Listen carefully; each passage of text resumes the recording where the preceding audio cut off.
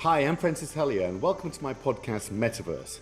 Dedicated to the emerging world of the metaverse, this podcast aims to demystify and unpack the possibilities of the digital future just dawning over the horizon. In each episode, I talk to leaders in this growing space who are forging this new reality. From innovators in AR and VR, to futurists in crypto and space travel, and forecasters in business and tech. Together we'll ask the question, what's next? Today I'm joined by Sandra Helou, Head of Metaverse and NFTs at Zilliqa. Zilliqa is a software that seeks to incentivize a global, distributed network of computers to run a blockchain platform that aims to increase user scalability through sharding. This makes Zilliqa one of a number of competing blockchains aiming to grow an ecosystem of decentralized cryptocurrencies. As Head of Metaverse and NFTs, Sandra is tasked with ensuring Zilliqa's use of NFTs includes minting and trading them in an energy-efficient way. Her role also includes heading up the company's journey towards the metaverse, determining what route Web 3.0 might take. Sandra, it's fantastic to have you on Metaverse. Welcome to the show. Thanks, Francis. How are you? Really good. Let's start where it all began. How did your personal journey bring you here into your current role at Zilliqa? Yeah, so I guess you could say my journey with Zilliqa actually started when they did their IPO in 2017. So I was always involved in the community before actually joining the core team. Me personally, I've always been in the blockchain space just because of my background. I was always dealing in digital transformation. So it naturally just led towards blockchain. And then I came across all of these interesting projects popping up in the industry, and Zilliqa was one of them that I really liked. I really loved the sharding technology. I loved the vision that they had. And I just got involved in it since 2017. Circa 2018 too, and then been a big fan, been a member of the community, and then I eventually just joined the team and shaped the NFT and metaverse divisions like they are now. So it's been a pretty interesting journey, that's for sure. Amazing. Now, Head of Metaverse and NFTs, that's a fantastic job title. What precisely does that entail? A lot. So you have to look at it as two different things. If you look at what Zilliqa is doing right now, we are launching the first artist-focused, curator-led marketplace, which is a core aspect of it is bridging the gap between the physical and digital world. So onboarding a lot of traditional artists into the digital NFT space and helping them understand how they can attach utility in NFTs to their traditional pieces of work and their art, and how they can, I guess you can say, quote unquote, survive in the industry when they've come from a background that's been mainly traditional. And then from a metaverse perspective, it really, the metaverse in itself is very new. So maybe the metaverse has existed previously in esports, but the metaverse, the way it is right now and what it actually means is a new kind of venture that people are going into and aiming for. So that in itself, a lot of what I do really comes down to strategizing, building out how the future is going to be. What are some key pain points that we need to solve? What are some specific areas that we need to tap into? Target points that we need to build from a product features perspective. How to grow the space and how to keep pushing forward with the creator economy and just innovation in general. So looking at the future and understanding what it would need, what it might need, and being ready to, take it on as it comes and be ahead of the game. So it's a pretty exciting field, that's for sure. Now, among the competing blockchains, what makes your company stand out for the rest, in your opinion? I get asked that question a lot. And to me, I don't really like looking at blockchain as people being in competition. I think everyone has kind of their lane. Sometimes these lanes merge. You do have a couple of people who are doing sharding other than Zilliqa. Doesn't mean that they're doing better than us. Doesn't mean that we're doing it better than them. It really just focuses down on the core strategy and the core vision that you are doing. There is a difference, I believe, in action leadership and thought leadership. If you look at what Zilliqa does, we are really pushing forward with the creator economy right now by signing on a lot of, establishing ourselves within the esports industry, within the music industry, and also the art industry, but also innovating towards having a fully functional metaverse as a service platform for brands, entities, and individuals to come on and be onboarded into. So if you ask me about competition, I would say, the more we can innovate together, the better. I do think the future is definitely IO. So, there won't be one blockchain that survives. We all need to work together and push forward. So I hope that answers your question, but I think all competition is healthy competition. And at the end of the day, it just really comes down to where an individual is comfortable with and happy. I think that's right. And I think lots of these conversations we've had here on the Metaverse podcast have been around collaboration and working together. And also the creativity is something that keeps coming up time after time. It's not just about the technology, about the creativity that surrounds this space. Now, going back a little bit, this role you have, you couldn't possibly imagine that this would be the kind of thing you'd be doing when you were a child growing up. They would pay your bills. I mean, could you have imagined the space we're in right now? Funny enough, the space we're in right now is the space growing up, you hoped we would be at. I think if you separate each individual and just look at their background and their skills and just the way that they were kind of interacting previously before the entire blockchain, there were certain key points that you had hoped would happen. And now the fact that they are happening makes life much easier. I remember when I was in high school, a lot of what the creator economy solves now, giving creators the ability to be in control, the ability to have open borders when it comes to doing business and to connecting with others for collaborations and pushing that creativity forward. You did wish that could happen. Did I envision that it would happen this quick?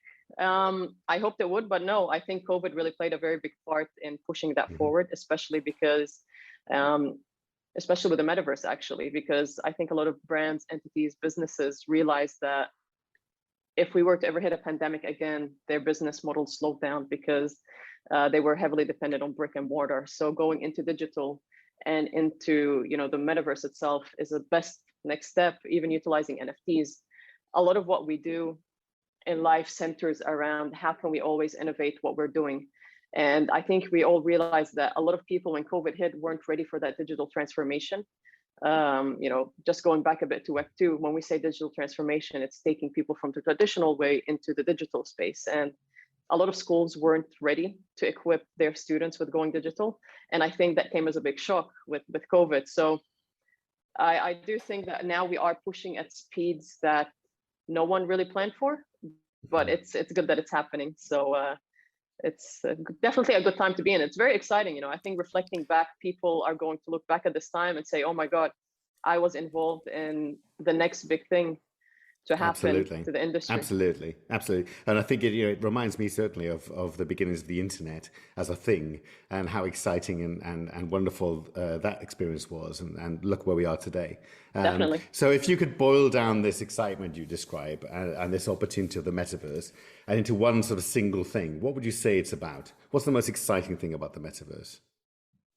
I can talk definitely about our vision at Metapolis, and our biggest excitement and what we're looking at doing is building the next internet. So a layer that people can interact with, that's always open, that allows people to, continuously engage in a borderless environment that's open 24/7. And, you can tap into any location you want to be, regardless of where you are. That for me is definitely the most exciting aspect of what we're doing over at Metapolis. Now, if I look at it from an NFT perspective, I can definitely say that it's the onboarding of artists into the digital space. Previously, digital artists couldn't really bank on what they were doing, but now you have traditional artists who were the top of the crop now fighting to come into the digital space. So kind of you can see the switch happening. For me, both of these things are extremely, extremely exciting. And yeah. I mean, do you think that NFTs will be the sort of key tool for value creation in the metaverse? Definitely. I think NFTs will play a big part as value creation for a lot of industries, not just the metaverse. If you look at the utility that you can attach to an NFT in the future, I think that would be what the core aspect that as creators we build on moving forward, and businesses should anyways. I mean, the whole metaverse essentially should be built and functioning around how NFTs intertwine with the build, the strategy, and how it moves forward. What would you say to those people that I'm sure we both fight against, who believe the world of cryptocurrency is sort of a flash in the pan and will burn out and won't last the test of time? That's a very good question. If you go back to history, I think there were always a lot of conspiracy theories around a lot of movements that were happening, or a lot of new technology that emerged. People had issues with the telephone, and look where we are now when it first came out. So it's all right to be skeptical. It's all right to question what is happening around you. But the one thing that I would definitely recommend is don't have a closed-minded approach when you're looking at the industry that you're kind of critiquing. I think it's important to understand what pain points it solves and how it actually does that and the benefit it brings, rather than just criticizing for it. I know there are a lot of people who don't believe in the industry or the benefit of it, but at the end of the day, if you look at the innovation that is happening within the space, it's kind of hard to say that this is just a phase or something that people are just jumping on in right now. It's the future. It's definitely going to be the future, and let's start treating it as such. Yeah, it's exactly right. And I think that, back in the day, we were told that the internet was just a fad and a phase, exactly as you're describing. So crypto and the metaverse space today, and look what that's taken us. Now, what does a typical day look like for you? And frankly, is there such a thing? There's no such thing as a typical day. One thing that's for sure is that there are back-to-back calls. That's one thing that you're guaranteed. The interesting stuff, or the interesting aspect of the industry, is that you go to bed thinking that you've kind of finalized what your strategy is going to look like for the next day or what you want to do, but then you wake up and you might have to pivot because someone else is either doing the same thing or they've kind of innovated that space a bit more. It does come down to how do you separate and how do you time manage yourself? Because if you want to be involved in everything 24/7, you kind of burn out really quick, and you really just need to understand that there are certain things that you cannot do during the day. So you need to set up your time to properly deal with what needs to happen. But one thing I can tell you is that back-to-back calls, they never stop. So And we live on Zoom now, don't we, as well? yeah. We are living in the Zoom metaverse at the moment, so we kind of achieve what we. This is maybe the 100%. metaverse isn't as cool as we think. We just end up on Zoom calls all day. In a recent interview you did with Bread News, you gave the advice that crypto users should do their own research and not fall prey to hype culture or scams. What sort of scams were you referring to particularly, and how can crypto users ensure they follow that advice? I mean, look, there are scams everywhere, right? I mean, you can go to a store right now and probably get scammed by a piece of clothing that you buy that says it's authentic, and then you go out, get it checked, and turns out it's not. So, when it comes to giving this advice, I do like to really tell whoever's entering the space or within the space to always do their own research. Just check who the teams are, check what the project is, check what the vision is that they're doing.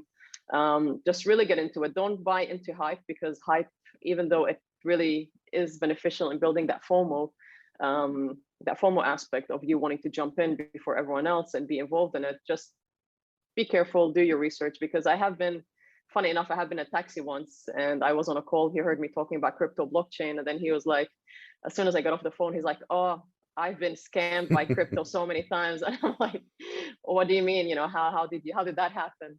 And he gave me some names and went into his story, and then I was like, "Did you look at the teams? Did you look at the project?" And he's like, "No, my friend told me to do it because he said it was good." So just always do your own research. I'm definitely not going to be in a position to come and say this thing is a scam, this thing isn't. But if you trust your gut and you trust what's happening, then I guess that's a good enough evaluation for you to go all in or make your mind up. Absolutely. I mean, who hasn't been scammed by banks or credit card companies, for example? I mean, I think we all have at some point down the line. In your opinion, I mean, as someone who's really qualified to speak on this as anyone anywhere, what do you expect the metaverse to look like sort of in the next sort of year, 5 years, 10 years time? Again, I'm definitely going to speak from the perspective of how we're building the future to be. We want to build a safe space, a place that's inviting for all, and that's built around an environment where you can operate and cooperate at the same time without feeling like the issues of the real world are kind of coming into the space, such as I'm just quickly going to mention, for example, bullying, harassment, or anything like that. So we are paying a lot of attention on how we can build these safe spaces. I do believe that the future of the metaverse is going to be one where everyone belongs and everyone connects, and in order to get to that stage, a lot of education needs to play into it. So when we say we're building the next internet, we need to explain to people, what does building the next internet mean? How do you actually do that? How do you cooperate? How do you bring people in to collaborate together? Because like I've always said, there won't be one overarching metaverse. At the end of the day, we all will need to work together and make this work. But the only differentiation will be is the features that you will bring. We are heavily focused on how we can make the metaverse an easier onboarding place or ground for individuals, brands, and those looking to enter into it. So yeah, I guess for me, it's building a world that's safe, that's open, that's full of engagement, and that allows you to fully be immersed in any experience, both through XR and however you want to interact with it. If you want to function with AR, go ahead. If you want to put on your Oculus Rift, go for it. So aside from your role as Zilliqa, what do you do to relax, Sandra? And do you have, for example, any interesting hobbies? God, that's a very hard question you got me at. Do I have any exciting, interesting hobbies? I did like basketball at one point, but then it got really hard to go and play basketball. How do I relax? I know this is going to sound very, very cliche, but I really do enjoy the industry and I do really love my job. So for me, relaxing is shutting off what I need to do, but then going back into the space and just looking at what everyone else is doing. So that with a bit of Pilates is a pretty good mix. So Amazing, yeah, amazing, that's a good amazing stuff. question. You got me tongue-tied for a second there. I should probably sit down and We can do this. reevaluate. We can do this again another time, and you have loads of new hobbies and interests by that point. And so finally, what do you hope the new year will have in store for Sandra? I guess just looking at what we have planned for the year, it's looking to be very exciting. There's a lot of really interesting projects that are up and coming, a lot of launches that are happening, a lot of partnerships that are progressing. I am going to answer this more as a Zilliqa Sandra rather than a personal Sandra. So, I'm definitely very excited on what's up and coming with Metapolis, with the NFT projects, with the partnerships, the people that I meet on a day-to-day basis. There are a lot of people who are amazing in the space with their projects and the innovations that they're doing in creators. So every day is exciting. And I think as we progress into the new year, it kind of stops being a new year and now just starts being a continuous kind of evolution of what you can do on a day-to-day basis. So definitely exciting times. Wonderful. Well, it's been an absolute pleasure to speak to you, and I very much hope you'll join us again at some point in the very near future. Definitely. Thank you so much, Francis. It was a pleasure being here and meeting you.